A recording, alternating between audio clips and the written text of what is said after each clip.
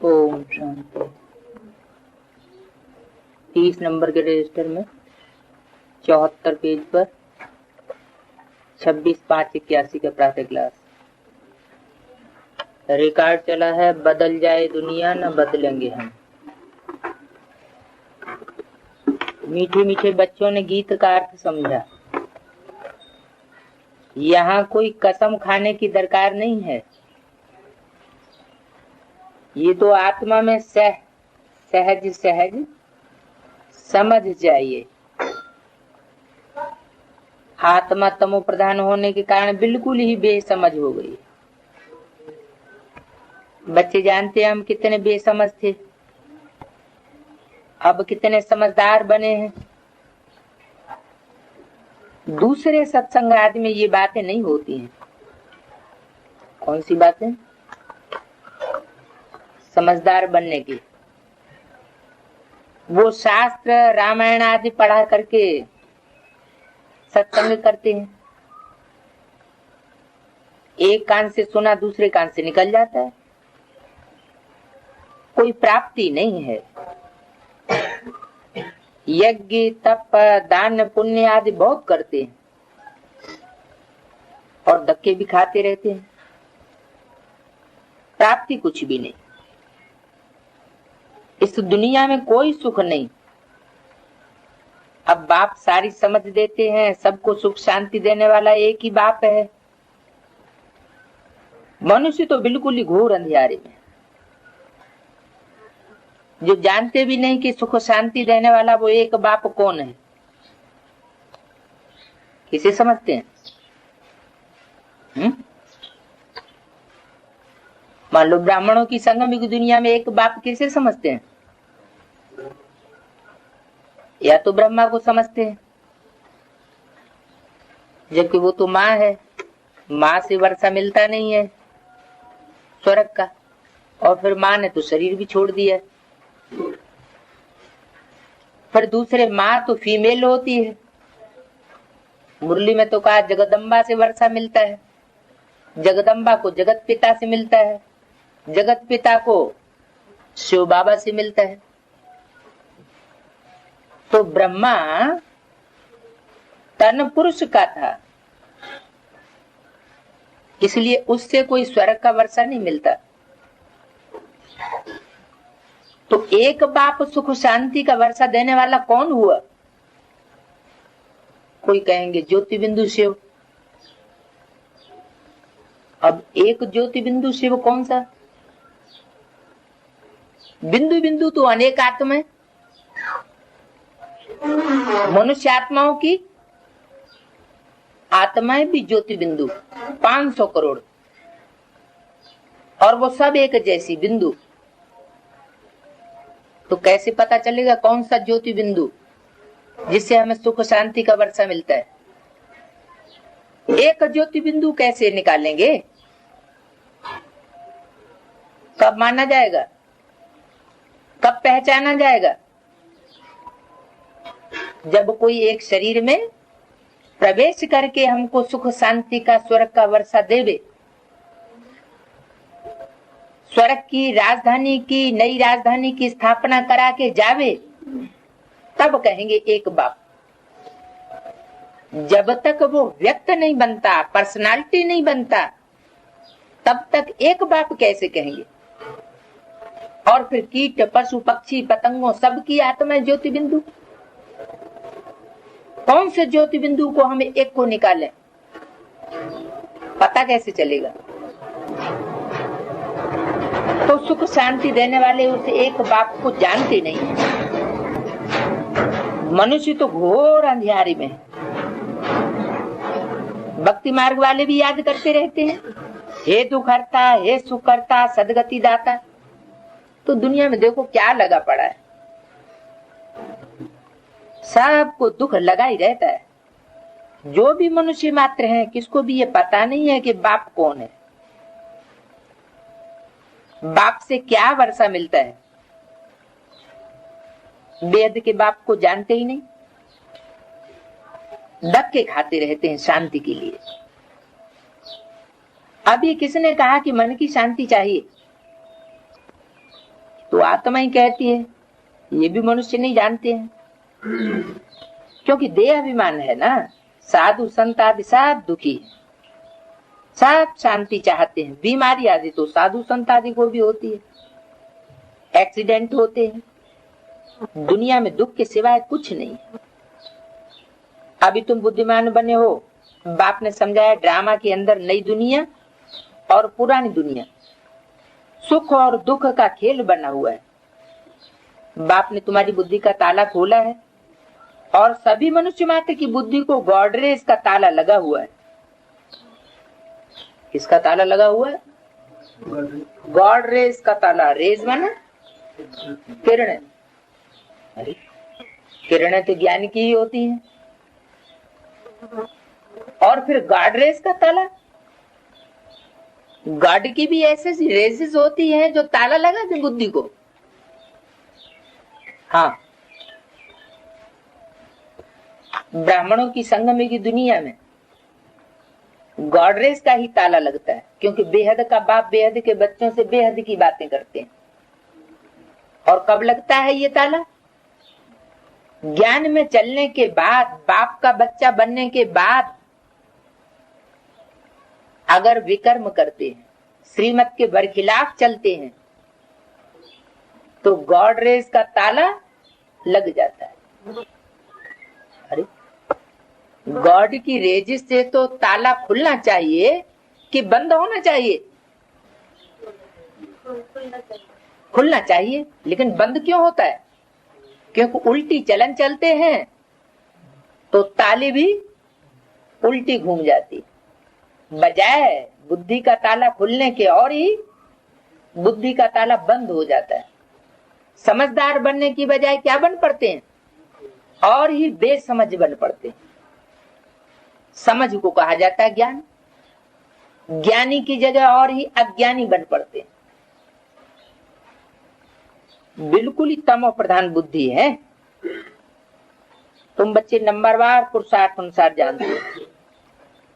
बरोबर बेहद का बाप हमको मिला है। क्या हद का बाप कैसा होता है और बेहद का बाप कैसा होता है? अंतर क्या है? हद का बाप हद के बच्चों का बाप होगा। हद के माने थोड़े बच्चे उसको मानते होंगे अपना बाप। ब्रह्मा को कितने अपना बाप मानते हैं? ब्रह्मा कुमार कुमारी ही तो दुनिया में अपना बाप उनको मानते हैं कि सारी दुनिया मानती है। लेकिन गॉडफादर को सारी दुनिया हेवनली गॉडफादर को अपना बाप मानती है। वो बाप कौन सा? जो बेहद माना 500 करोड़ का बाप है। 500 करोड़ की मनुष्य आत्माएं उस बाप से मिलती हैं, उसे पहचानती हैं, मानती हैं, तब वापस परमधाम घर जाती है। तो बाबा ने बोला हुआ है गॉड फादर है तो फादर जरूर मिलना चाहिए। फादर सिर्फ कहे और कभी मिले नहीं, वो फादर कैसे हो सकता है? सारी दुनिया की जो भी आत्माएं हैं सबसे आकर के मिलते हैं। अब ये बात दूसरी है, कोई को क्लोज कांटेक्ट में आकर के मिलते हैं और कोई को उतना नजदीक से मिलन नहीं होता है। कोई सिर्फ कान से ट्रांजिस्टर के द्वारा उसकी आवाज को सुनते हैं, जो प्रैक्टिकल आवाज। परमात्मा बाप जो स्वर्ग का रचयिता है, नई दुनिया की राजधानी स्थापन करने वाला है, कोई उसको आंख से देखते हैं, कोई सिर्फ अखबार में पढ़ करके उसका चेहरा ही देखते हैं कि ये भाव व्यक्त किए। तो मिलना सबका अलग अलग तरीके का है। बाकी 500 करोड़ मनुष्य आत्माओं में से ऐसी कोई भी नहीं होगी जो उस बाप से मिलन की अनुभूति न करे। तो बरोबर वो बेहद का बाप है जो हमको मिला है। वो हमको सृष्टि के आदि मध्य अंत का राज सुनाते हैं कि ये खेल कैसे बना हुआ है। कौन सुनाते हैं? वह बाप किसके तन में बैठ करके बोला? ब्रह्मा के तन में। तो ब्रह्मा के तन में बैठ करके वह बाप क्यों कहा है? बैठा तो बाजू में ही है, ब्रह्मा के तन के अंदर ही बैठा हुआ है, तो दूर क्यों कर दिया? क्योंकि वो वर्षा देने वाला जो सुख शांति का वर्षा देने वाला बाप है, वो भविष्य का पार्ट है। वर्तमान में ब्रह्मा के द्वारा सुख शांति का वर्षा देने वाला पार्ट नहीं है। इसलिए इशारा किया कि वह बाप हमको सृष्टि के आदि मध्य अंत का राज सुनाते हैं कि ये खेल कैसे बना हुआ है। जब सुख होता है तब दुख का नाम निशान नहीं होता। तुम बच्चों की बुद्धि में है, हम बाप से सुख शांति संपत्ति का वर्षा ले रहे हैं। सुख की दुनिया की पहचान क्या बताई? कोई कहे नहीं 69 में हमें तो बाबा सुख शांति का वर्षा दे गए। तो कैसे माना जाए कि सुख शांति का वर्षा मिला या नहीं मिला? स्वर्ग का वर्षा मिला। जो सुख की दुनिया होगी उसमें दुख का लेश मात्र भी नहीं होगा, और दुख की दुनिया में सुख का लेश मात्र भी नहीं होता। जैसे बोलते हैं पतित दुनिया में सब पतित, एक भी पावन नहीं। पावन दुनिया में सब पावन, एक भी भ्रष्ट नहीं। तो तुम बच्चों की बुद्धि में है, हम बाप से सुख शांति संपत्ति का वर्षा ले रहे हैं। सतयुग से लेकर त्रेता के अंत तक कोई दुख नहीं होगा। अब तुम रोशनी में आ गए हो, तुम पुरुषार्थ कर रहे हो अपनी राजधानी में 1-2 से ऊंच पद पावे। क्या पुरुषार्थ कर रहे हो कि बाप जो राजधानी स्थापन करते हैं, कोई दूसरा धर्मपिता राजधानी स्थापन नहीं करता, वो सिर्फ अपना धर्म स्थापन करके चले जाते हैं। और बाप 2 काम एक्स्ट्रा करके जाते हैं, एक तो सब धर्मों का विनाश और दूसरा नई राजधानी की स्थापना। ये दुनिया में कोई नहीं कर सकता। तो तुम राजधानी का वर्षा नंबरवार पाते हो और 1-2 से ऊंच पद पावेंगे, क्लियर हो जाएगा। अभी तो कोई को कहे कि नहीं इनका ये नंबर, इनका राजधानी में ये नंबर, तो अभी उंगली उठेगी, क्यों इनका नंबर ऐसा क्यों? लेकिन बाप जो वर्षा देते हैं उसमें उंगली उठाने की गुंजाइश नहीं रहेगी। ये स्कूल है बेहद का, बेहद का बाप पढ़ाते हैं। क्या कैसा वंडरफुल स्कूल है कि पढ़ाने वाला बाप है, माने फैमिली का हेड है और बेहद का है, कोई हद की फैमिली नहीं है। और वो पढ़ाने वाला है तो टीचर भी है, माने स्कूल का स्कूल भी है और घर का घर भी है। ऐसा तो कोई होता नहीं कि देखने में स्कूल का स्कूल भी हो और घर का घर भी हो। या तो घर दिखाई देगा या फिर स्कूल दिखाई देगा। लेकिन बाप का ये स्कूल वंडरफुल है, देखने में घर दिखाई पड़ता है, परिवार दिखाई पड़ता है, और वास्तव में पढ़ाई का स्कूल भी है। तुम जानते हो वो हमारा मोस्ट बिलीवेड बाप है, जिसकी अपरम अपार महिमा है। वो ऊंच के ऊंच बाप हमको श्रीमत देते हैं। बाकी सब मनुष्य मात्र को आसुरी मत मिल रही है और हमको ऊंची से ऊंची मत मिल रही है। जो भी मनुष्य मात्र हैं उनको आसुरी संप्रदाय कहा जाता है। आसुरी मत पर 1-2 को दुखी देते। इस ड्रामा में हम एक्टर्स हैं, ये कोई भी नहीं जानते। तुम बच्चे अब समझते हो कि इस ड्रामा में भारतवासियों का ही ऑलराउंड पार्ट है। क्या और सबका ऑलराउंड पार्ट नहीं है? माना सतयुग में दूसरे जन्म में, तीसरे जन्म में, चौथे 8वें जन्म में या त्रेता के अंत में जो आत्मा परम धाम से उतरेंगी उनका ऑलराउंड पार्ट नहीं है, क्योंकि 1 2 4 जन्म का कम हो गया ना, तो उनको ऑलराउंड पार्टधारी माने 84 जन्म लेने वाले पक्के देवता नहीं कहेंगे, वो पक्के भारतवासी नहीं है।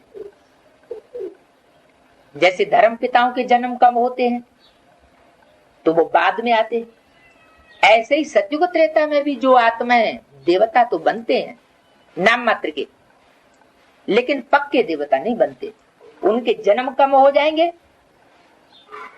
तो वो दूसरे धर्म में कन्वर्ट भी हो जाएंगे। माना कन्वर्ट होने वाली जो आत्माएं हैं वो कम जन्म लेंगी, और जो पक्के भारतवासी होंगे आदि से लेकर अंत तक भारत में रहने वाले वो कितने जन्म लेंगे? पूरे 84 जन्म लेंगे।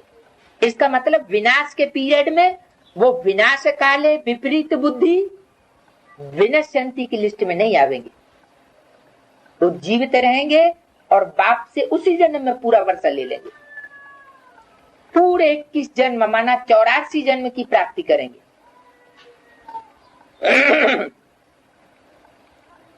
आगे तो तुम कुछ भी नहीं जानते थे कि हमारा ऑलराउंड पार्ट है या नहीं, और है तो कैसे है। अभी तुम्हारी बुद्धि में बैठा है कि हमारा ऑलराउंड पार्ट है, और जो दूसरे हैं बाप के बनते हैं और बाप के बनकर के बाप को छोड़ देते हैं। सदगुरु निंदक ठौर न पावे, वो अंत समय में ठौर नहीं पाते। कौन सा ठौर? परमात्मा बाप के नजदीक कयामत के समय में नहीं रह सकेंगे। दूर रहेंगे तो हाय हाय करके मौत हो जाती है। उनके कम जन्म होंगे और हमारे पूरे 84 जन्म होते। अब तो मूल वतन से लेकर सूक्ष्म वतन, स्थूल वतन सबको तुम जान गए। क्या जान गए हो? मूल वतन किसे कहा जाता है? सूक्ष्म वतन, स्थूल वतन किसे कहा जाता है? मूल वतन माने जहां मूल रूप में आत्माएं रहे। आत्मा का मूल रूप कौन सा है? अनादि रूप कौन सा है? ज्योति बिंदु। तो अभी भी अगर हम निसंकल्पी स्टेज में टिकते हैं, कोई संकल्प नहीं, सिर्फ ज्योति बिंदु आत्मा याद है, तो हम कहां के वासी हुए? मूल वतन वासी हुए, क्योंकि मूल स्टेज में है। हमारी स्टेज ही मूल बनी हुई है, बीज रूप स्टेज बनी हुई है। परम धाम में कोई संकल्प नहीं होता, वहां वाणी भी नहीं होती है, तो वो मूल वतन के वासी हैं। और फिर सूक्ष्म वतन वासी भी है। सूक्ष्म वतन किसे कहते हैं? जहां आत्मा सूक्ष्म मनन चिंतन मंथन की स्टेज में रहे, निसंकल्प स्टेज में नहीं, मनन चिंतन मंथन की स्टेज में। नई दुनिया की प्लानिंग चलती रहे, दूसरी आत्मा और विश्व कल्याणकारी संकल्प चलते रहे, लेकिन साकार दुनिया भूली हुई हो। देह और देह के जो धंधे हैं, देह और देह के जो पदार्थ हैं, देह के संबंधी हैं, वो सब भूले हुए। इस फर्श की दुनिया वालों से हमारा कोई रिश्ता नहीं। तो ऐसी फरिश्ताई स्टेज में अगर हम हैं, इस शरीर के होते हुए भी, तो हम कहां के वासी हैं? सूक्ष्म वतन वासी हैं। सूक्ष्म वतन माने जहां सूक्ष्म संकल्पों की स्टेज हो। संकल्प ही जहां नहीं है, निसंकल्प स्टेज है, तो मूल वतन वासी। और स्थूल वतन का तो सबको अनुभव है। देह, देह के संबंध, देह की याद, देह की दुनिया, देह के धंधे, वो सब याद आते रहते हैं। तो इनको तुम जान गए हो, तुमको सच्चा ज्ञान है। औरों को सच्चा ज्ञान नहीं है, न मूल वतन का, न सूक्ष्म वतन का, और न स्थूल वतन का। परमपिता परमात्मा हमको इन द्वारा पढ़ाए रहे हैं। बाबा हमको त्रिलोकी का वर्षा देते हैं, सारी नॉलेज दे रहे हैं। ये है ही कांटों का जंगल। बच्चे जानते हैं अभी हम कांटों से फूल अर्थात मनुष्य से देवता बनते। यहाँ साधु संत महात्मा माता पिता भाई बहन आदि जो भी हैं सब आसुरी संप्रदाय एक दो को दुख देते रहते, क्योंकि तमो प्रधान कांटे हैं, छोटे बड़े सब दुख देते। गर्भ में माता को बच्चे दुख देते हैं, क्योंकि ये बहुत ही छीछी पुरानी दुनिया है, जिनकी पैदाइश ही दुख देने से होती है और दुख लेने से होती है। जिनका आदि ही दुख से है तो उनका मध्य और अंत कैसा होगा? वो भी दुखदायी होगा। और हम बच्चों का जन्म जो ब्रह्मा मुख वंशावली है उनका जन्म कैसा होता है? हम कौन से गर्भ से जन्म लेते हैं? कृष्ण को कहाँ दिखाते हैं? कौन से गर्भ में? पीपल के पत्ते पर गर्भ महल में कृष्ण का जन्म दिखाते हैं। आराम से पड़ा हुआ है पीपल की नवैया, नाव पाई की है पीपल के पत्ते की, बहुत हल्की, और पड़ी कहाँ है? संसार सागर में, जहां हिलोरें आ रही है माया की, और बहुत आनंद में। ये स्टेज कहाँ की यादगार है? इस ब्राह्मणों की संगम युगी दुनिया की ही ये स्टेज की यादगार है। हम बच्चों की ही ये स्टेज बनती है क्या? सर्पों की सैया कहो, सर्प का फण कहो, उस पर नाचते हुए दिखाया गया, वरना ऐसे होता नहीं है। माने कैसी भी परिस्थितियां हो भयानक से भयानक, लेकिन हमारी आत्मा सुख मौज में अनुभव करे। हमारे संकल्पों का वाइब्रेशन ऐसा बन गया हो कि हम दुखी अनुभव न करें। तो जैसे कि हम ज्ञान गर्भ महल में पड़े हुए, हमारी ज्ञान की पराकाष्ठा ऐसी बनी हुई है, तो जैसे हम गर्भ महल में, गर्भ जेल में हम जन्म लेने वाले बच्चे नहीं हैं। उस दुनिया में तो गर्भ में माता को बच्चे दुख देते हैं, क्योंकि बहुत ही छीछी पुरानी दुनिया है। विद्वान आचार्य पंडित जो भी हैं इस सृष्टि के चक्र को जानते ही नहीं। हम कहां से आए, कितने जन्म लिए, फिर हमको कहां वापस जाना है, कुछ भी नहीं जानते। ये भी लिखा हुआ है, बेहद का बाप अर्थात सब सीताओं का एक राम। बाकी सब हैं क्या? सीता है, रावण की जेल में है, रावण के बंधन में है,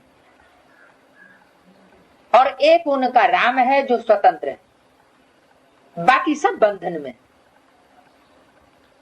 तो एक राम और बाकी सब सीता है, जिनको रावण अपने पंजे में फांस लेता है, क्योंकि तुम सब सीताएं हो ना। बाप है राम, ब्राइड ग्रूम, एक साजन की सब सजनियां, क्योंकि सीताएं जो भी है वो सब भक्तियां हैं, भगवान के पीछे भागने वाली। दूसरा पेज, और सब सुख वाटिका में आ गई। सारी दुनिया, सारे मनुष्य मात्र एक भगवान को याद करते हैं, क्योंकि भक्तों का रक्षक भगवान को ही कहते हैं। तुम सभी अभी ब्रह्मा मुख वंशावली ब्राह्मण हो। ब्राह्मण जानते हैं हमको शिव बाबा पढ़ाए रहे हैं। कौन से ब्राह्मण जानते हैं? जो ब्रह्मा मुख वंशावली ब्राह्मण है वो जानते हैं किसके मुख से पैदा हुए? ब्रह्मा के मुख से। उन ब्राह्मणों से पूछो, एक मुरली में बोला, उन ब्राह्मणों से पूछो, तुम अपने को ब्रह्मा मुख वंशावली ब्राह्मण कहते हो, तो तुम्हारा ब्रह्मा कहाँ है? ब्रह्मा होगा तभी तो ब्रह्मा मुख वंशावली ब्रह्मा की औलाद हुए। अगर ब्रह्मा ही नहीं तो ब्रह्मा की मुख की औलाद कहां से हो गई? तो कहेंगे वो तो सूक्ष्म वतन में। लौकिक दुनिया वाले भी यही जवाब देते हैं कि ब्रह्मा कहाँ है? सूक्ष्म वतनवासी। और ब्राह्मणों की दुनिया में भी अगर कोई यही जवाब दे तो सूक्ष्म वतनवासी, तो तुम कहां से पैदा हो गए? तो ब्रह्मा यहाँ साकार में, परमात्मा भी ब्रह्मा के तन में साकार में आता है। इसलिए अव्यक्त वाणी में बोला गया है कि सिर्फ पार्ट परिवर्तन हुआ है, ब्रह्मा बाप चले नहीं गए हैं, इसी सृष्टि पर मौजूद है। इसलिए 69, 70 की जो अव्यक्त वाणी है उसमें भी बोला हुआ है साकार में अब भी सहारा है। अव्यक्त सहारा गुलजार दादी के द्वारा तो है ही, लेकिन साकार में ये सहारा ब्राह्मण परिवार के लिए बहुत श्रेष्ठ सहारा है। इसका मतलब कि 69 के बाद ब्रह्मा ने भले शरीर छोड़ दिया 69 में, लेकिन ब्रह्मा का पाठ समाप्त नहीं हुआ। जब तक नई दुनिया की स्थापना नहीं हुई है तब तक ब्रह्मा का पाठ समाप्त नहीं हो सकता। तो शिव बाबा हमको पढ़ा रहे हैं ब्रह्मा द्वारा। बाप से वर्षा जरूर मिलता है, ऐसे नहीं कि बाप आकर के ज्ञान की पढ़ाई पढ़ा करके बीच में ही चला जाएगा, नहीं, वर्षा दे करके जाएगा। जरूर का मतलब बीच में नहीं जाने वाला है। शिव बाबा है स्वर्ग का रचयिता। स्वर्ग साकार है या निराकार आकार? साकारी दुनिया में स्वर्ग होता है या निराकारी आकारी दुनिया में स्वर्ग होता है? साकारी दुनिया में स्वर्ग होता है। तो स्वर्ग देने वाला भी कैसा होगा? स्वर्ग का रचयिता क्रिएटर भी कैसा होगा? साकार होगा। आत्माएं बिंदु है निराकार, तो आत्माओं का निराकार रचयिता नहीं कहा जाता, क्योंकि आत्माएं तो अनादि है। आत्माएं रची नहीं जाती तो उनका रचयिता भी नहीं कहा जाता। शरीर रचे जाते हैं तो उनका रचयिता कहा जाता है। ब्राह्मण रचे जाते हैं तो उनका रचयिता ब्रह्मा बाप कहा जाता है। स्वर्ग कहो अथवा दैवी राजधानी कहो, ये स्वर्ग की राजधानी है ना। लक्ष्मी नारायण स्वर्ग के मालिक हैं, ये भी अभी तुम समझते हो। इन लक्ष्मी नारायण का यहाँ जब सतयुग था तो उन्हों का राज्य था। अभी तो कलयुग। मनुष्य तो बेचारे घोर अंधियारे में होने के कारण कुछ भी नहीं जानते कि अभी कलयुग का अंत है और विनाश सामने खड़ा हुआ है। कौन से मनुष्य नहीं जानते कि विनाश सामने खड़ा हुआ है? बाहर की दुनिया की सिर्फ, बाहर की दुनिया के नहीं। बाप जो भी मुरली सुनाते हैं किसको सुनाते हैं? बाहर की दुनिया वाले मनुष्यों को सुनाते हैं, ब्राह्मणों की दुनिया को ही सारी वाणी सुनाते हैं, बाहर की दुनिया वालों को नहीं सुनाते हैं।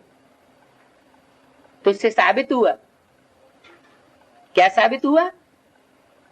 कि मनुष्य सब घोर अंधियारे में है, क्योंकि वो जानते ही नहीं है कि अभी कलयुग का अंत है। कलयुग का अंत वो नहीं जानते, और हम इस बात को जानते हैं कि अब इस दुनिया का अंत है। एटम बम बन चुके, अब ये दुनिया नष्ट होनी जरूर है। इसको कोई रोक नहीं सकता। पापाचार भ्रष्टाचार इतना बढ़ चुका कि अति हो गई, और अति का अंत होना बहुत जरूरी है। तो बताया अभी कलयुग का अंत है, वो मनुष्य नहीं जानते। माने ब्राह्मणों की संगम की दुनिया में भी कोई ऐसे हैं, भले अपने को ब्रह्मा कुमार कुमारी कहलाते हैं, लेकिन ये नहीं जानते कि ये दुनिया नष्ट होने वाली है, खलास होने वाली है। कैसे? इसका क्या प्रूफ? इसका प्रूफ क्या हुआ? हाँ, क्योंकि प्रैक्टिकल में जब लोग देखेंगे कि ये तो महलमाड़ियां अटारियां बनाते चले जा रहे हैं। अरे बाबा माउंट आबू में बनाते थे, उसका कारण तो ये था कि ढेर के ढेर बच्चे बाबा के पास आते थे, इसलिए बाबा मकान बनाते थे। नहीं तो आने वाले बच्चों को ठहराएंगे कहाँ, रखेंगे कहाँ? दूसरों से भीख मांगेंगे क्या? तो बाबा का मकान बनाना वो तो बात दूसरी थी। और बाबा ने तो ये भी कहा कि जब विनाश होगा, चाहे बेहद का हो और चाहे हद का विनाश हो, जब विनाश होगा तो मेरे बच्चे मेरे पास आकर के शरण लेंगे। तो बाबा का तो मकान बनाना ठीक था, लेकिन दुनिया में जो सेंटर्स खुले हुए हैं, उन सेंटर्स को खोलने के लिए बाबा ने तो डायरेक्शन यही दिया है कि बच्चे किराए पर मकान लेते जाओ और सेंटर खोलते जाओ। जब दुनिया का विनाश होना है तो तो महल माड़ियां अटारियां बना के क्या करेंगे? ये सारा पैसा मिट्टी में मिल जाएगा। तो लोग जब देखेंगे कि ये तो कर्म तो ऐसे कर रहे हैं, तो लोग करनी को देखेंगे या कथनी को देखेंगे? किस पे विश्वास करेंगे? करनी पे सारी दुनिया को विश्वास होता है, कथनी पे किसी को विश्वास नहीं होता है। विनाश सामने खड़ा हुआ है। अब घोर अंधेरे में डाला किसने? सब जो अंधेरे में पड़े हुए हैं, अज्ञानता में पड़े हुए हैं, इनको अज्ञानता की नींद में किसने सुलाया? व्यास भगवान ने। किसने सुलाया? जिसने शास्त्र लिखे, तो शास्त्र लिख लिख करके, झूठी बातें लिख लिख करके अज्ञानता में डाल दिया। व्यास भगवान ने क्या किया? क्या भगवान ने पतित बनाने के लिए शास्त्र बनाए? बताया, व्यास भगवान ने डाला। किस लिए डाला? पावन बनाने के लिए, पतित बनाने के लिए? पावन बनाने के लिए डाला। शास्त्र उन्होंने इसलिए लिखे कि सब पावन बन जाएं। पावन बन गए होते? पावन तो कोई बना नहीं। न ब्राह्मणों की दुनिया में जो व्यास है, जिसने ढेर के ढेर शास्त्र लिखे, उन शास्त्रों को पढ़ने से किसी की बुद्धि पावन नहीं बनी। पावन बुद्धि में मनन चिंतन मंथन जरूर चलेगा, और पतित बुद्धि में ज्ञान का मनन चिंतन मंथन, नई दुनिया की प्लानिंग नहीं चल सकती। ये पहचान है पावन बनने की और पतित बनने की। तो ब्राह्मणों की दुनिया हो चाहे बाहर की दुनिया हो, उस दुनिया के जो भी व्यास हैं नंबरवार, उनके शास्त्र वगैरह लिखने से कोई पतित से पावन नहीं बना। भगवान को तो पतित से पावन कहा जाता है कि पतितों को पावन बनाने वाला है। तुम बच्चों को पतित पावन बाप आकर के पढ़ा रहे हैं। आते किस लिए हैं और पढ़ाते किस लिए हैं? आने का मकसद क्या और पढ़ाने का मकसद क्या? ऐसे नहीं कि आते हैं सिर्फ पढ़ाने के लिए। गायन क्या है? हे पतित पावन आओ, आकर के हमको पावन बनाओ। ये थोड़े कहते हैं हे पतित पावन आओ, ज्ञान सुना के चले जाओ। किस लिए बुलाते हैं? पतितों को पावन बनाने के लिए बुलाते हैं, सिर्फ ज्ञान सुनाने के लिए नहीं बुलाते। ज्ञान तो एक साधन है पतित बुद्धि को पावन बनने का। तो बताया कि वो आकर के पढ़ा रहे हैं। किस लिए पढ़ा रहे हैं? पतितों को पावन बनाने के लिए। तो बीच में कैसे चले जाएंगे? काम तो पूरा हुआ नहीं। बाप कहते हैं भक्ति मार्ग के जो भी वेद शास्त्र आदि वो आप पढ़ना बंद कर दो। क्या इन शास्त्रों से तुम भरतनाट्य बने हो? कौन से शास्त्रों से? जो भी मनुष्य के द्वारा लिखे हुए हैं। परमात्मा जो कुछ बोलता है वो ही सत्य है, वो ही ज्ञान है जो मुख से बोलता है। और धर्म पिताओं ने भी मुख से बोला, उन्होंने कोई लिख करके नहीं रखा।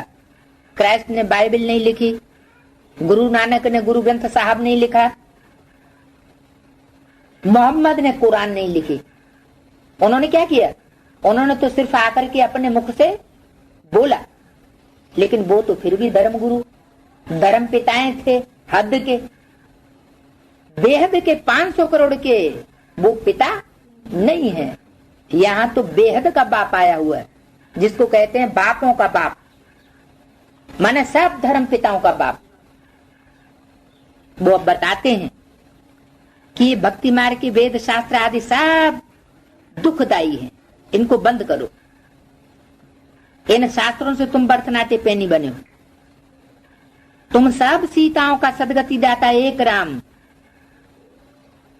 सीताएं सब दुर्गति में है, परंतु ये कोई अब समझते थोड़े ही है कि हम दुर्गति में हैं। आत्मा दुर्गति में है और आत्मा सदगति की ओर है। कैसे पता चले? देह और देह का चिंतन चलता है तो दुर्गति की ओर है, क्योंकि देह माना मिट्टी, मिट्टी का चिंतन चलेगा तो आत्मा मिट्टी बनेगी। और परमात्मा के ज्ञान रत्नों का मनन चिंतन मंथन बुद्धि में चलता है तो आत्मा में रोशनी आएगी या अंधेरा आएगा? रत्नों से तो रोशनी आनी चाहिए ना, तो आत्मा सदगति की ओर है। ये पहचान है कि हमारी आत्मा सदगति की ओर जा रही है या दुर्गति की ओर जा रही है। तो अभी तो सब सीता है दुर्गति में, कोई समझे या ना समझे। कोई कोई को अपनी साहूकारी का ही नशा है, हमको इतने मकान हैं, इतने महल हैं, इतना हमको धन है? ब्राह्मणों की संगम की दुनिया में जो रॉकफेलर होगा क्या, उसको क्या नशा होगा कि हमारी मुट्ठी में इतने सेंटर हैं। वर्ल्ड रिन्यूअल ट्रस्ट है ना, उसमें जितने भी सेंटर्स हैं वो सब वर्ल्ड रिन्यूअल ट्रस्ट के अंदर आ गए। और वर्ल्ड रिन्यूअल ट्रस्ट किसके है? मुट्ठी में। तो जिसकी मुट्ठी में है उसके मुट्ठी में जैसे कि सारे महल माड़ियां अटारियां आए हुए, समझते हैं हमारे पास जितना धन है उतना दुनिया में किसी के पास नहीं हो सकता। हमको इतने मकान हैं, इतने महल हैं, लेकिन उनको पता नहीं है कि ये दुख की दुनिया बदलनी है। मौत सामने खड़ा है। अगर किसी के सामने मौत आ जाए, साक्षात मौत आ जाए, तो फिर महलमाड़ियां अटारियां उसको याद रहेंगी? भूल जाएगा, सब मिट्टी में मिल जाएगा। किसकी दबी रही धूल में किसकी राजा खाए, किनकी ले जाए चोटा और किनकी आग जलाए। नेचुरल कैलेमिटीज आज बहुत आएंगी, ये सब मिट्टी में मिल जाना है। ये जो कुछ पुरानी दुनिया में देखते हो ये सब विनाश हो जाएगा। क्या नई दुनिया में इसमें से कोई चीज जाने वाली नहीं है, जिसके ऊपर अधिपति बन करके बैठे हैं। विनाश के लिए पूरी तैयारियां हो रही है। बाहर की दुनिया के लिए भी विनाश होना है और ब्राह्मणों की संगमी की दुनिया में भी दुखदाई का पुरानेपन का विनाश होना है। पूरी तैयारियां हो रही। ये वही महाभारत लड़ाई है और वही गीता का भगवान है। कौन सा? जो कल पहले हुआ था। गीता का भगवान भी सामने मौजूद था और महाभारत युद्ध भी हुआ, दुनिया का विनाश भी हुआ। कृष्ण को भगवान नहीं कहेंगे क्या? जो वो ब्रह्मा माने कृष्ण की सोल को भगवान समझे बैठे हैं, वो कृष्ण की सोल, कृष्ण तो पीपल का पत्ता पर दिखाते हैं कृष्ण का जन्म, वो भी संगम युग की बात है। लेकिन सतयुग में कृष्ण बच्चे के रूप में जो पैदा होगा, वो बच्चा भी रचना हुआ या रचयिता हुआ? रचयिता बाप को कहा जाता है, बच्चे को रचयिता नहीं कहा जाता। तो कृष्ण बच्चे को भी जन्म देने वाला कोई रचयिता होगा या नहीं होगा? यह विकारी से उसका जन्म होगा। सतयुग में जो बच्चा पैदा होगा कृष्ण, उसका जन्म किससे होगा? निर्विकारी से ही तो निर्विकारी संतान पैदा होगी। तो इसका मतलब है उसको जन्म देने वाला जो बाप है वो पवित्रता में उसका भी बाप होगा। वो तो देवता होगा, लेकिन उसका बाप कौन सा पार्टधारी होगा? भगवान भगवती के पार्टधारी होंगे उनके माँ बाप। तो भगवान भगवती का टाइटल बड़ा या देवी देवता का टाइटल बड़ा? भगवान भगवती ऊंचे ठहरे। तो वही गीता का भगवान है। कृष्ण तो बच्चा है, कृष्ण कोई गीता का भगवान नहीं है। मानो ब्राह्मणों की संगम की दुनिया में जो ब्रह्मा को गीता का भगवान समझ बैठे, वो ब्रह्मा गीता का भगवान नहीं है, गीता ज्ञान दाता नहीं है। उस ब्रह्मा को भी गीता ज्ञान देने वाला यज्ञ के आदि में कोई और था, जिसके लिए मुरली में आया ऐसे ऐसे बच्चे थे जो मम्मा बाबा को भी डायरेक्शन देते थे, ड्रिल कराते थे, टीचर बन करके बैठते थे। तो मम्मा बाबा जैसी आत्माओं को होल्ड कौन करेगा? कोई बच्चे उनको होल्ड करेंगे क्या? नहीं, उनसे भी जो ज्यादा सुप्रीमेसी वाली पावर होगी वो ही उनके ऊपर होल्ड कर सकती। तो ये है बड़े से बड़ी भूल। क्या? कि जो गीता के भगवान को कृष्ण मान लिया है। वास्तव में गीता का भगवान कृष्ण नहीं है, राम है। बाकी सब सीताएं हैं, सब बंधन में फंसी हुई है। कृष्ण की सोल भी इस समय बंधन में फंसी हुई है। संदेशी को भेजा जाता है, आओ, तो आ जाते हैं। तो किसके कंट्रोल में हुई है?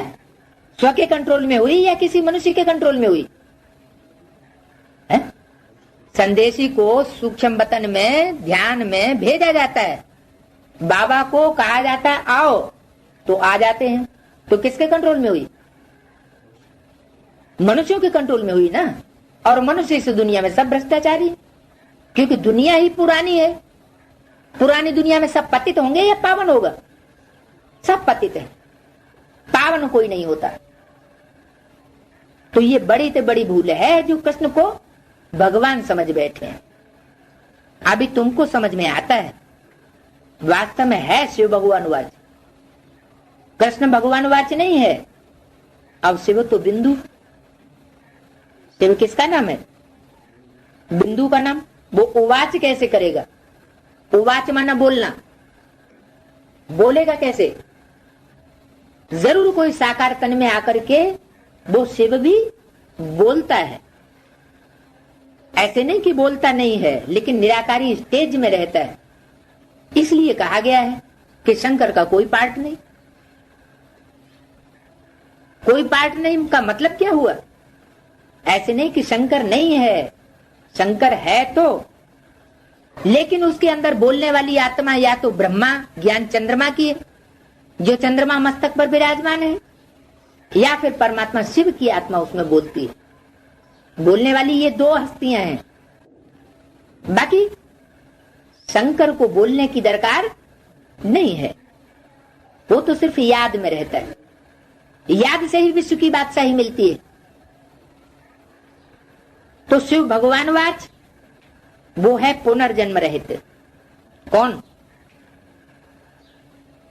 जो गीता का भगवान है वो पुनर्जन्म से रहित है। शिव बाबा भी पुनर्जन्म रहित और शंकर भी पुनर्जन्म रहित। बेहद का अर्थ क्या हुआ?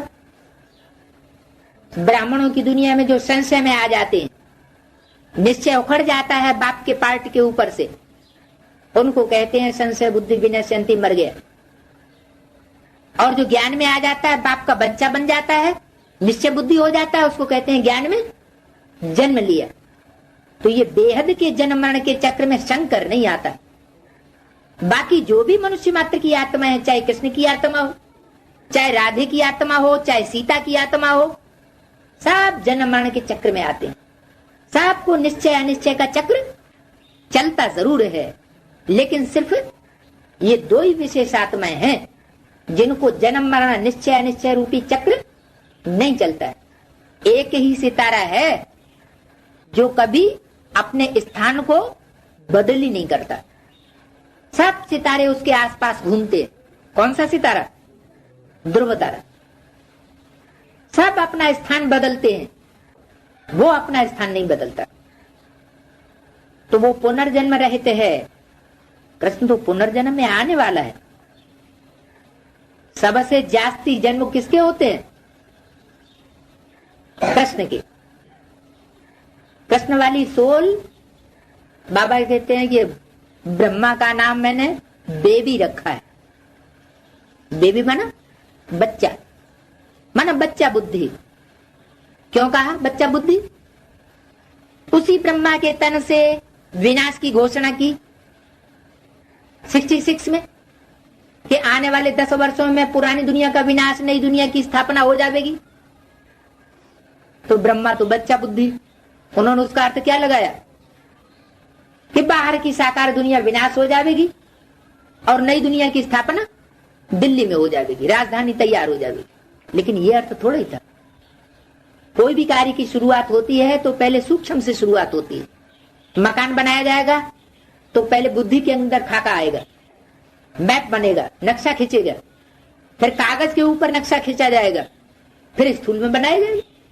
तो ऐसे ही बाबा ने तो सूक्ष्म बात बताई बेहद की बात बताई कि ब्राह्मणों की संगम युगी दुनिया से ही रुद्र ज्ञान यज्ञ कुंड से विनाश ज्वाला प्रज्वलित होती है 76 में, एडवांस नॉलेज के रूप में। और ये विनाश ज्वाला रुद्र ज्ञान यज्ञ कुंड से प्रज्वलित होकर सारी दुनिया को चपेट में ले लेती है। सारी दुनिया इसमें भस्म होनी है और फिर नई दुनिया प्रख्यात होगी। तो बताया कि कृष्ण तो पुनर्जन्म में आने वाला है। भगवान आते जरूर हैं, परंतु उनका दिव्य अलौकिक जन्म है। कृष्ण ने तो मां के पेट से जन्म लिया। सतयुग में जो कृष्ण बच्चा होगा वो तो फिर भी मां के पेट से जन्म लेगा। शिव बाप कोई मां के पेट से जन्म नहीं लेते हैं, आते तो हैं, प्रवेश भी करते हैं, जैसे आत्मा आकर के प्रवेश करती है। लेकिन जन्मदिन कब मनाया जाता है? प्रवेश करने के समय, या जब बाहर बच्चा आता है तब जन्मदिन मनाया जाता है? कब मनाया जाता है? बच्चा जब बाहर आता है तब जन्मदिन मनाते हैं। तो ऐसे ही परमात्मा शिव की सोल भी आत्मा है। सन 36 में उसने जब प्रवेश किया तो उसको शिव जयंती नहीं कहेंगे। वो परंपरा के आधार पर ब्रह्मा कुमार कुमारियां जो तथाकथित हैं शिव जयंती मनाते हैं, वो तो भक्ति मार्ग वालों की देखा दुनी मनाते हैं। उनको पता नहीं है कि वास्तव में परमात्मा शिव ने क्या कोई शिवरात्रि के दिन ही प्रवेश किया था क्या सत्संग में? नहीं, ऐसा कुछ नहीं है। परमात्मा की प्रवेशता का तो किसी को पता भी नहीं चलता, कब आता है और कब चला जाता है।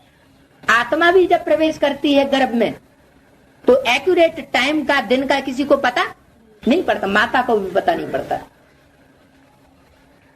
तो शिव जयंती किस आधार पर हम मनाने लगे ब्राह्मणों की संगम की दुनिया में? कोई एक्यूरेट कारण है या सिर्फ भक्ति मार्ग वालों की देखा दूनी मनाने लगे? परंपरा को फॉलो कर लिया या कोई विशेष कारण के आधार पर हमने निवारण किया?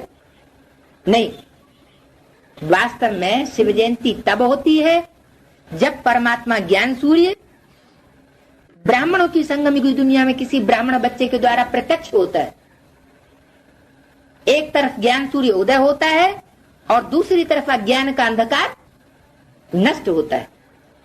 नई दुनिया की स्थापना की शुरुआत होती है, माना नया संगठन बनना शुरू होता है। नए संगठन का किला ब्राह्मणों की दुनिया में बनना शुरू होता है और पुरानी दुनिया नष्ट होना शुरू होती है। तो बताया कृष्ण ने तो मां के पेट से जन्म लिया, कहां से उड़ करके नहीं आता है। कृष्ण सतयुग का पहला प्रिंस है, परंतु उनको द्वापर में ढकेल दिया है। क्यों क्यों ढकेल दिया? भक्ति मार्ग में जितनी भी बातें हैं वो कहां से उठाई गई? संगम युग की यादगार है ना। तो जरूर संगम युग में 4 युगों की शूटिंग होती है। उसमें जब द्वापर युग की शूटिंग होती है शुरुआत, तब कृष्ण की आत्मा कोई ब्राह्मण बच्चे के द्वारा ब्राह्मणों की दुनिया में प्रत्यक्ष होती है। माने 69 में ब्रह्मा बाबा ने जो शरीर छोड़ दिया, उनकी आयु जब 100 साल पूरी होती है तो वही ब्रह्मा की सोल जो मृत्युलोक में अपना पार्ट खलास करती है, चाहे साकार शरीर से चाहे स्थूल शरीर से, वही कोई ब्राह्मण बच्चे के द्वारा प्रत्यक्ष हो जाती है ब्राह्मणों की संगम युग दुनिया में। कब प्रत्यक्ष हो जाती है? द्वापर युग की शूटिंग। सतयुग की शूटिंग का भी टाइम नोधा हुआ है, द्वापर युगी सेकंड सीन की शूटिंग का भी टाइम नोधा हुआ है, त्रेता की शूटिंग का भी टाइम नोधा हुआ है। तो द्वापर युगी शूटिंग में कृष्ण की प्रत्यक्षता हुई, प्रत्यक्षता रूपी जन्म हुआ, इसलिए कृष्ण को उन्होंने द्वापर में ढकेल दिया। तो कृष्ण वास्तव में कोई द्वापर में नहीं आता, कृष्ण तो सतयुग में ही आता है। कितना झूठ लिख दिया है, सच की रत्ती नहीं है। अभी तो कहेंगे गीता भी बिल्कुल झूठ ही कर दी। बाप की बायोग्राफी में बच्चे का नाम डाल देने से क्या होगा? कहेंगे मूर्ख हैं, जो बाप की जीवन कहानी में बच्चे का नाम डाल दिया। अब शिव बाबा तुमको राजयोग सिखलाए रहे। क्या राजयोग शिव बाबा सिखलाते हैं? प्रवृत्ति में रहकर, निवृत्ति में रहने वाला कोई भी राजयोग प्रवृत्ति मार्ग वालों को नहीं सिखला सकता। ब्रह्मा की प्रवृत्ति कहेंगे या निवृत्ति कहें? क्यों? उनके साथ सरस्वती नहीं थी? सरस्वती तो उनकी बेटी थी, वो कोई पति पत्नी का संबंध नहीं था। तो जब पति पत्नी का संबंध ही नहीं, प्रैक्टिकल संबंध हो, तब तो पति पत्नी कहा जाए। तो फिर राजयोग वो कैसे सिखलाएंगे? वास्तव में वही ब्रह्मा की सोल, वही सरस्वती जगदम्बा की सोल 65 और 69 में शरीर छोड़ने के बाद कोई ब्राह्मण बच्चों में प्रवेश होकर के प्रवृत्ति का पार्ट बजाते हैं और प्रवृत्ति में रह करके बच्चों को राजयोग सिखलाते हैं। तो उस समय का गायन है कि परमात्मा ने प्रवृत्ति में रह करके राजयोग सिखलाया। तो अभी शिव बाबा तुमको राजयोग सिखला रहे, ये बड़ी से बड़ी भूल है। जो भगवान का नाम गुम कर दिया और बच्चे का नाम डाल दिया। तुम बच्चे जानते हो, हमको कोई मनुष्य साधु संत महात्मा आदि नहीं पढ़ाते, शिव बाबा हमको पढ़ाते हैं। वो बाप भी है और टीचर भी है और सतगुरु भी है। ये विशेष पहचान। दुनिया में इतना तो हो सकता है कि कोई बाप टीचर भी हो, लेकिन कोई बाप भी हो, टीचर भी हो और गुरु भी हो, ऐसा नहीं होता।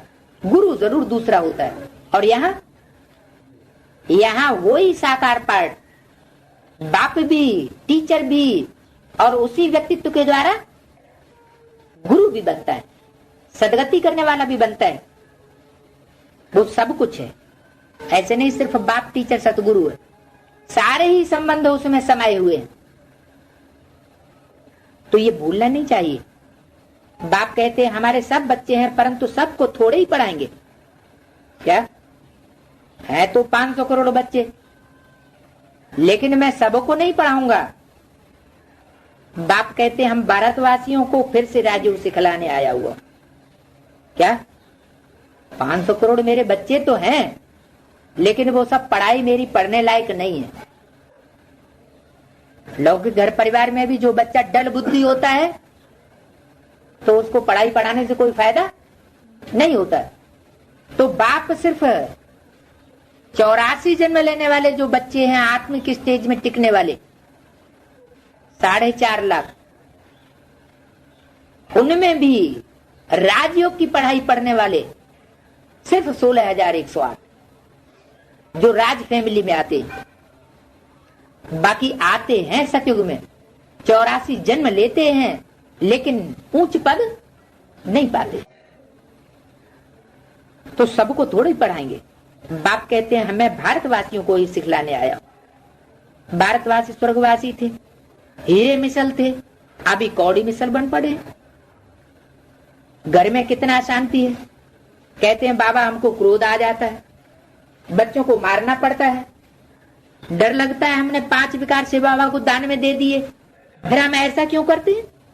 बाप समझाते हैं इस समय सभी पर 5 विकारों का ग्रहण लगा हुआ है। देह अभिमान का भूत आने से फिर सब भूत आ जाते। अब बाप कहते हैं देही अभिमानी बनो। अभी तुमको समझ मिली है। सतयुग में भी हम आत्मा अभिमानी थे, समझते हैं आत्मा का ये शरीर अब पुराना हुआ है, आय पूरी हुई, इसलिए ये शरीर छोड़ नया लेते हैं। सर्प का मिसाल भी है।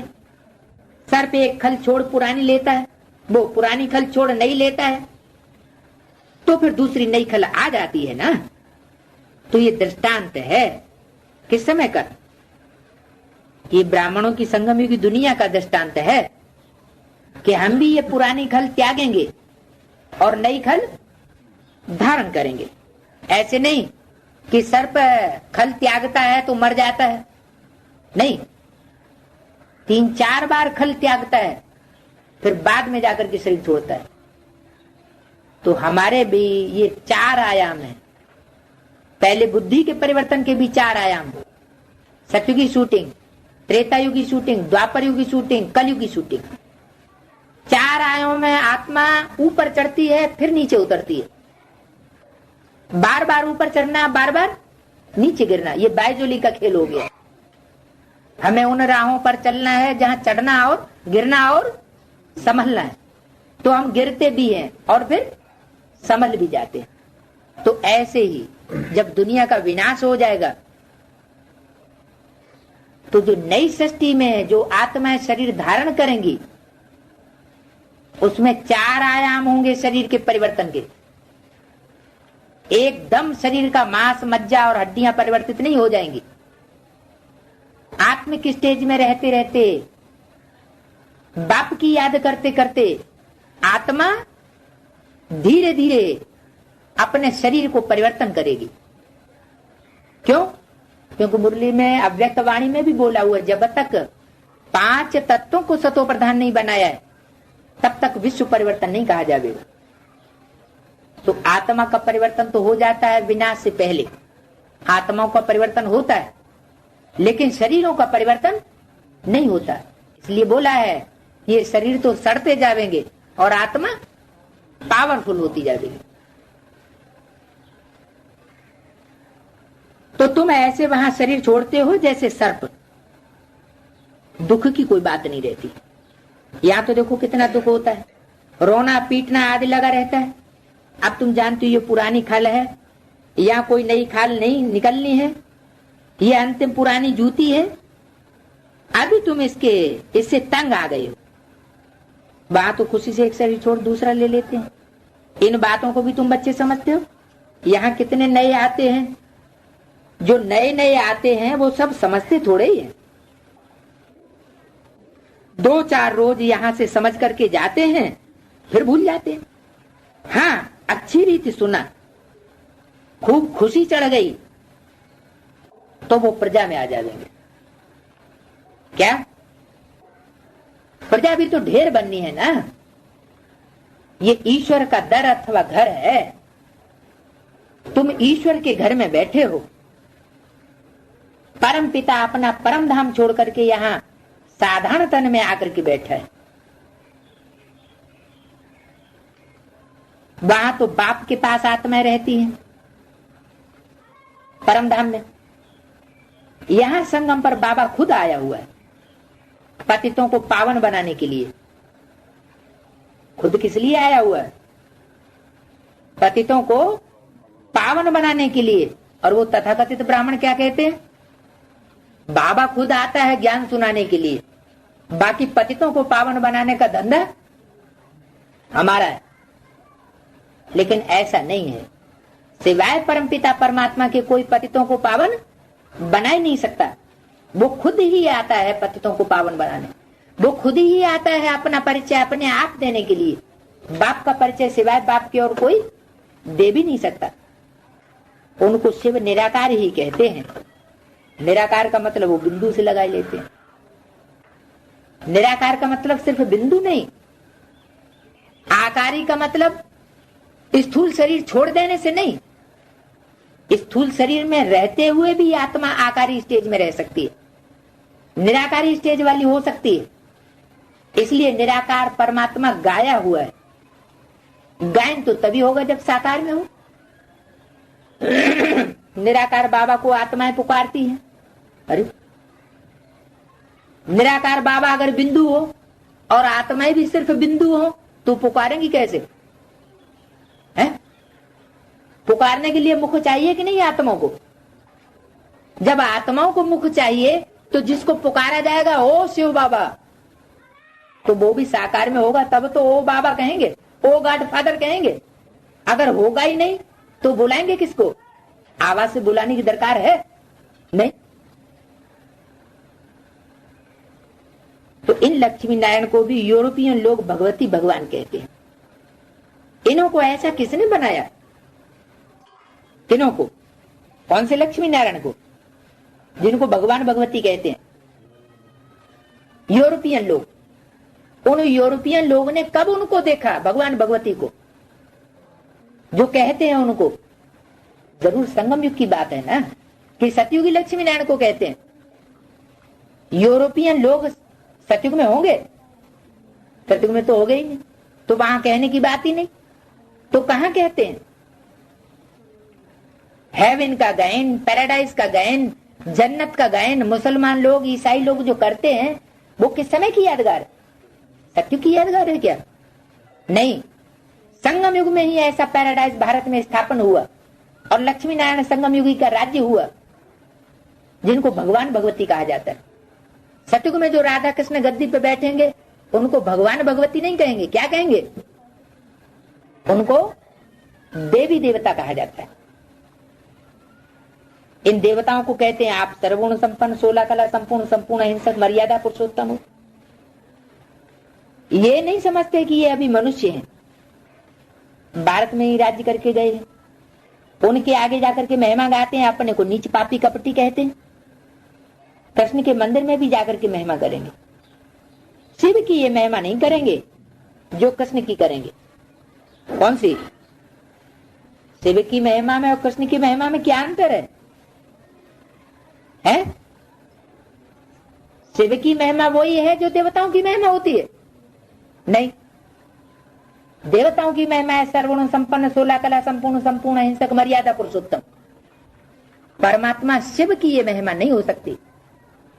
वो सर्वगुण संपन्न बन जाए तो जो गुणहीन देवता असुर हैं उनका नाश करने वाला इस दुनिया में कोई नहीं हो सकता। इतने बड़े बड़े धर्म पिताएं आए, इतने बड़े बड़े धर्मों की स्थापना की, लेकिन वो पुरानेपन का विनाश नहीं कर सके, आसुरी सभ्यताओं का विनाश नहीं कर सके। ये तो एक परमात्मा बाप का ही काम है जो पुरानेपन का, आसुरीपन का विनाश कर देता है, तमो प्रधानता का अंत